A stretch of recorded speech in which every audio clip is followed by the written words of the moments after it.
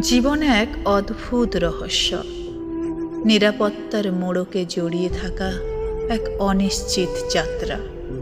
আমরা পরিকল্পনা করি, স্বপ্ন দেখি, ভবিষ্যতের রঙিন ছবি আঁকি, কিন্তু সময়ের স্রোত কখন কোন মোড়ে আমাদের নিয়ে যাবে তা কেউ জানে না।